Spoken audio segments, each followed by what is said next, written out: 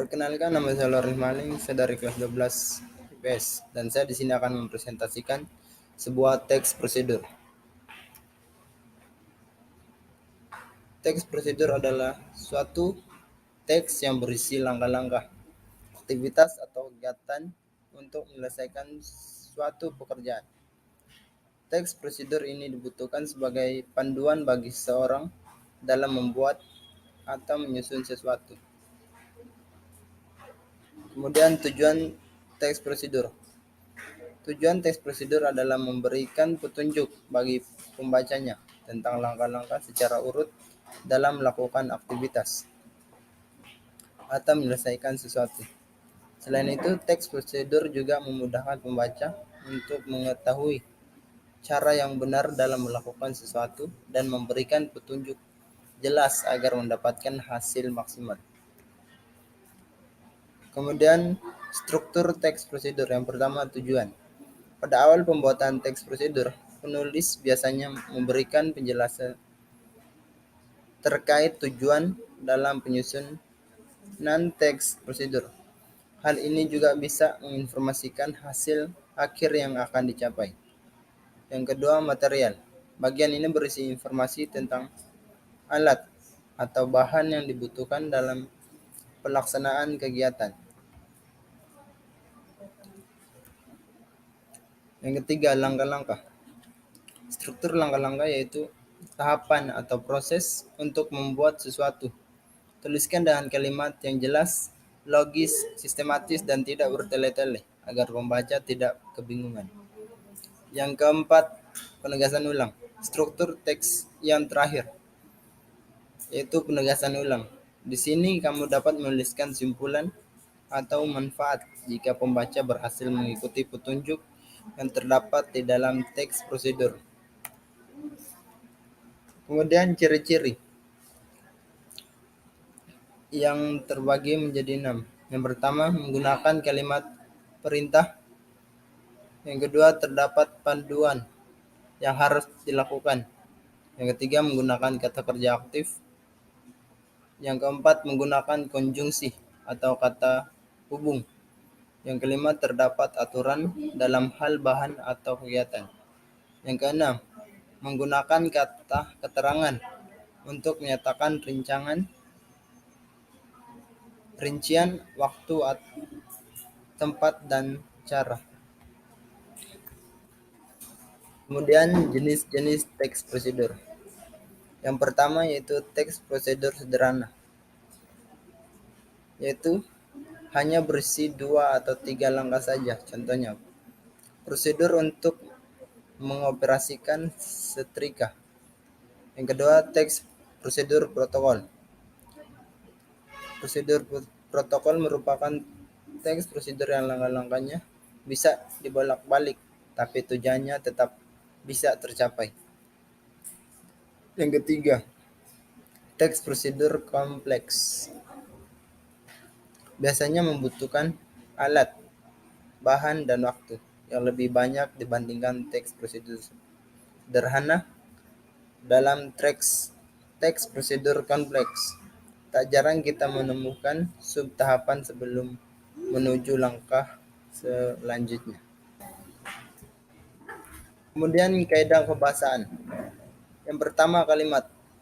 Kalimat ini terbagi menjadi 3 bagian.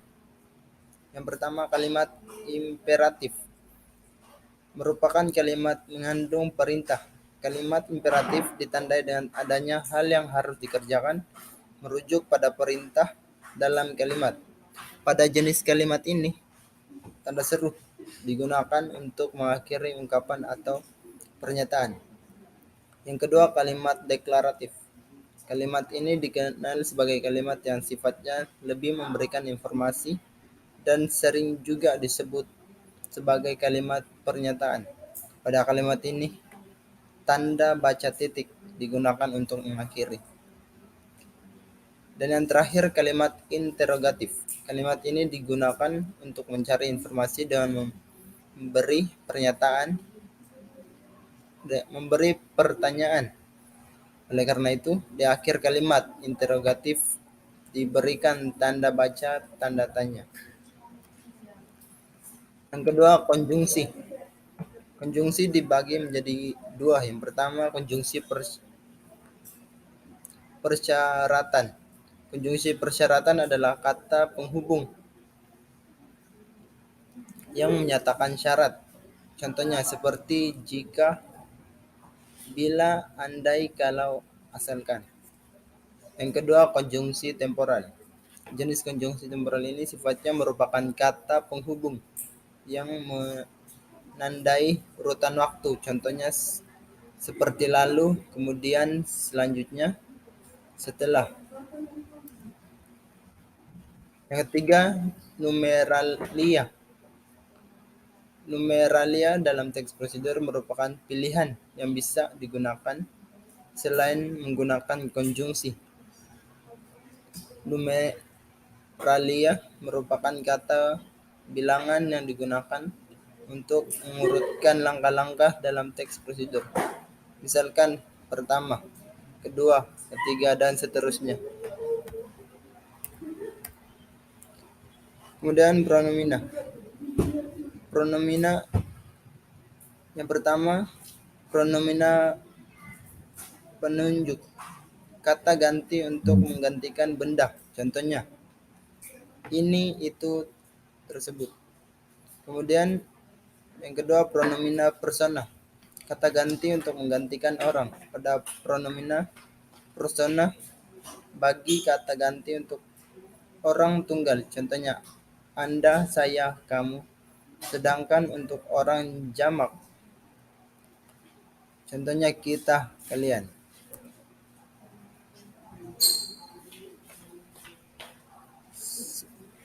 Selanjutnya verba. Yang pertama, verba material. Kata kerja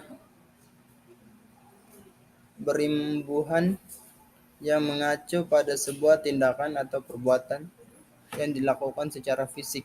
Contohnya, mengupas, mengiris, memaku, memotong, dan lain sebagainya. Yang kedua, verba tingkah laku. Kata kerja yang ditunjukkan lewat ungkapan. Verba ini juga dipahami sebagai kata kerja yang tidak tampak aktivitasnya. Contohnya, menyukai, berpikir, dan menyetujui. Dan yang bagian terakhir, cara membuat teks prosedur. Yang pertama, judul. Judul yang dipilih untuk menarik perhatian pembaca. Yang kedua, tujuan. Setelah kamu menuliskan judul. Yang ketiga, alat dan bahan.